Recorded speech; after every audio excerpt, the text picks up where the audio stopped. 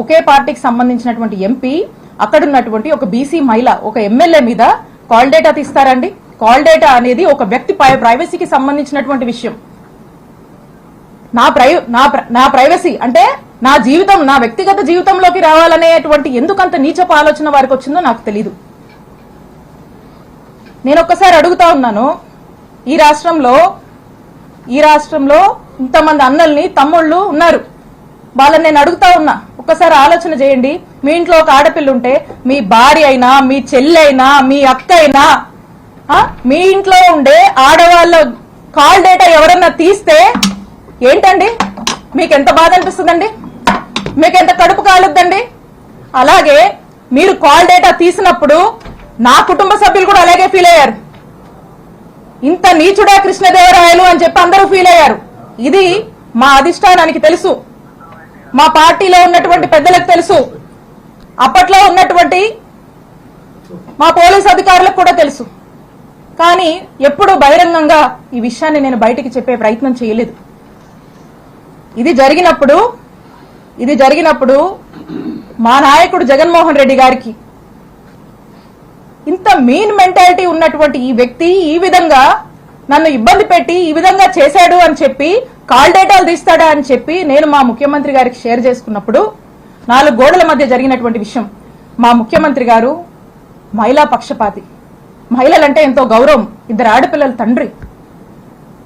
ఆ ఇంట్లో ఆ 2 ఆడపిల్లలకు ఎవరికైనా ఒక మహిళకు జరిగితే వాళ్ళ ఇంట్లో మనుషులకు ఎలా జరిగితే ఎలా మనం బాధపడతాం, మన విషయంలో మనం ఎలా బాధపడతామో నా విషయంలో కూడా మా నాయకుడు జగన్మోహన్ రెడ్డి గారు ఆ రోజు అంతే బాధపడి ఇమీడియట్ గా అక్కడ ఉన్నటువంటి ప్రభుత్వ అధికారులకు, పోలీస్ అధికారులకు ఇన్స్ట్రక్షన్ ఇచ్చి ఇమీడియట్ గా నెసరీ యాక్షన్ తీసుకోమన్నారు.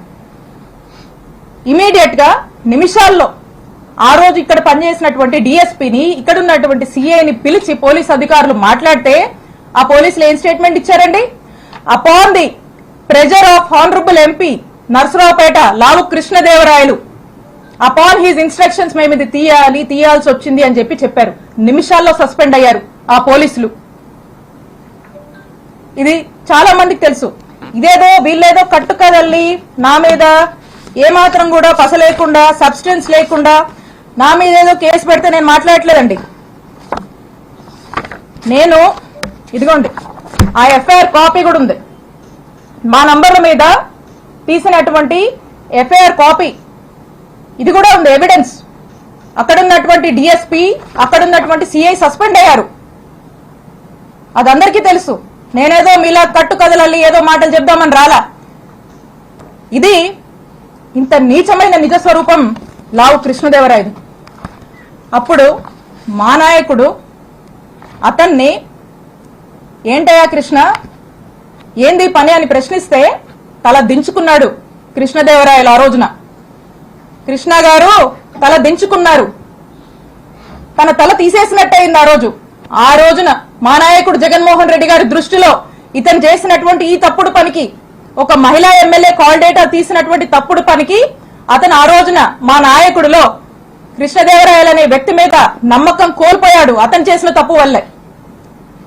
అది మనసులో పెట్టుకొని, అదే కోపం మనసులో పెట్టుకొని ఈ రోజున రివెంజ్, అధికారం ఉంది కాబట్టి ఈ రోజున రివెంజ్ తీసుకునేటువంటి భాగంగా, ఈ రివెంజ్ లో భాగంగా ఈ కట్టుకథలల్లి ఈ రోజు నన్ను డిఫేమ్ చేస్తూ నా మీద ఒక నింద, నా మీద ఒక ముద్ర వేసేటువంటి ప్రయత్నంలో కృష్ణ